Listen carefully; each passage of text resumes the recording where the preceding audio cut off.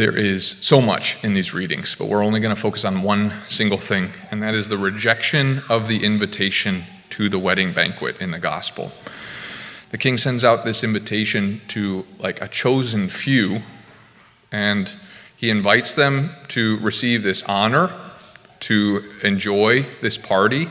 He's not asking them to work. He's not asking for gifts. He's not demanding anything from them. He's just inviting them to this joyful thing. And they ignore the invitation or reject the invitation.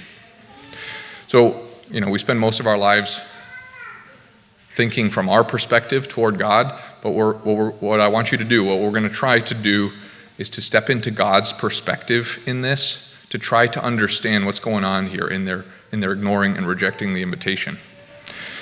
So the Lord looks at humanity and he says, "Come to me, share my joy. I want to satisfy your heart. I want to heal your wounds. I will give peace, finally, to your souls. I will raise you from the dead." This is what we heard in the first two readings, the reading from Isaiah and the Psalm. Psalm 23 is probably the best known psalm. The Lord is my shepherd. But he says to us, "I will lead you to rest, to green pastures, by sweet water. I will always be with you." And then in Isaiah, we heard about God's holy mountain, where he feeds his people with the richest food and the sweetest drink. And there's no more conflict, and sorrow and tears are wiped away, and there's no more war on this God's holy mountain. He says to his people, "I delight in you. I want to overwhelm you with love. I made you for freedom and joy." And so the Lord speaks this to us, and then the response that he receives, it comes in different forms, but it usually sounds something like this: "I'm good. I already have what I need." Or, "Okay, that sounds pretty good, but what's the catch?" And there's suspicion. Or, "Okay, it sounds pretty good. I'm leaning in the direction of saying yes, but what if I change my mind?" And then there's like this holding on to control. Probably the most common, okay, but also the most tragic is this response where we say, "You almost had me, but that is too good to be true. No, thank you. Goodbye." This is what the Lord is getting at in the Gospel of John when in chapter 1 and chapter 3, he says, "The Word became flesh and entered the world, and he came to his own, but his own did not accept him." Or when it says, "The light has come into the world," the light which is the life of humanity, but the people preferred to live in darkness. The Lord understands, because he sees to the bottom of our hearts. The Lord understands the reason why there's this ignoring of the invitation or rejecting of the invitation is because we can approach the Lord with the caution of a frightened animal. So if you've seen an animal who has been mistreated or abused or starved or something, then you can be the kindest, warmest person. You can mean only good things for this animal, but it will not quickly trust you. Even when animals have not been mistreated, it can take time until they come around. I just remember our own dog.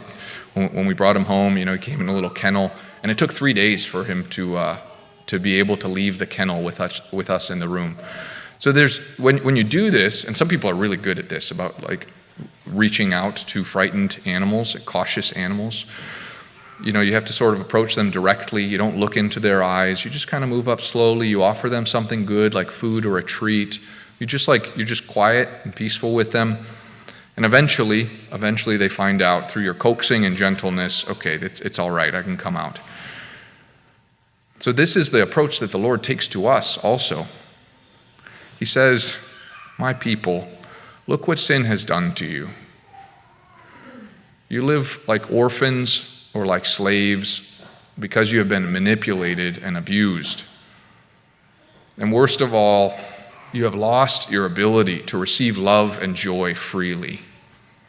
He says, "I long to embrace you and to take away your fear, but we still cower, we still hold back. Because we say, we must be careful and we must be realistic. But what we mean is that we must protect ourselves. We must not be fooled or taken advantage of. We must get what we can and make our own way.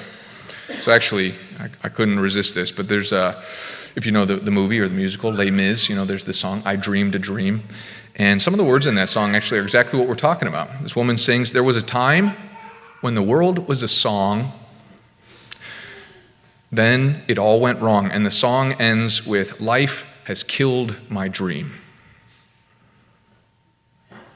So this happens to all of us, and sometimes we take it as just like the normal course of events as we grow up. We say, I used to dream.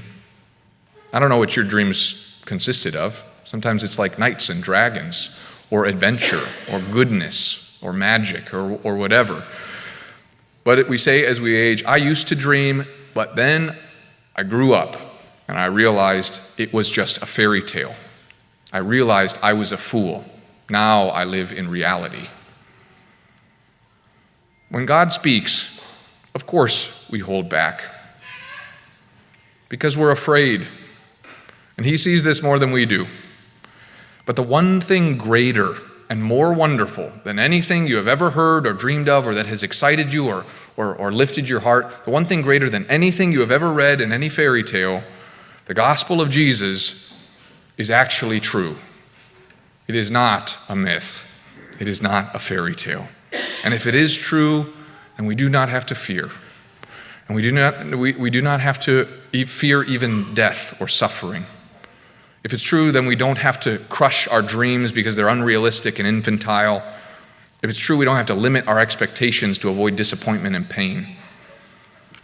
This is what Jesus is talking about when he says, unless you turn and become like little children, you cannot enter the kingdom of heaven.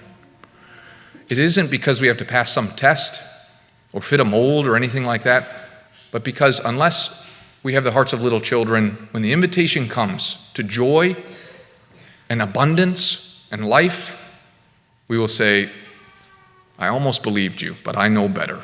And we will ignore or reject the invitation.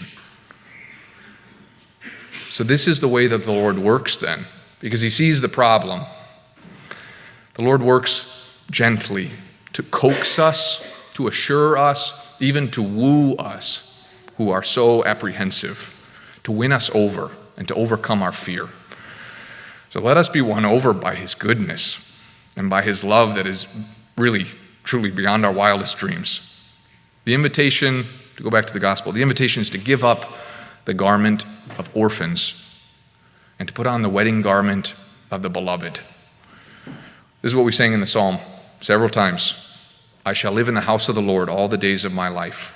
It means we have to give up our own home, which is full of tears, which is a hard and defensible place, so that we can live in the house of the Lord, to enjoy his holy mountain.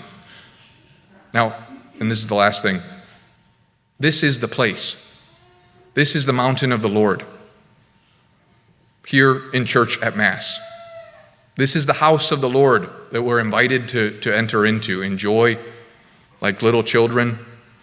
As we enter, we put on the garment of the beloved for the wedding feast. This is the wedding feast of the Lamb.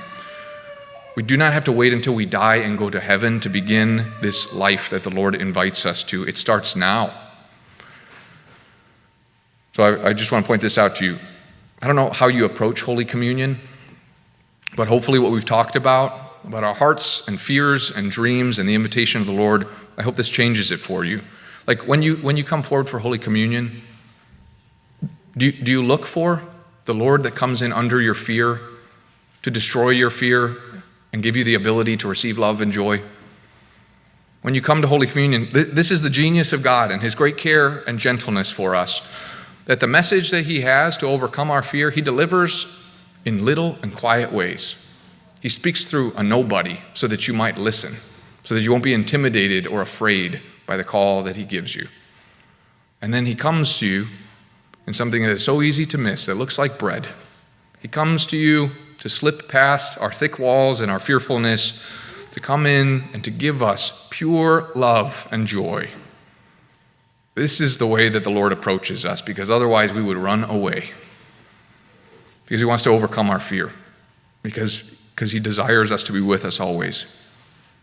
So as you approach Holy Communion today, I just want you to keep this in mind, that this is God gently working to reawaken our hearts to wonder and love and joy.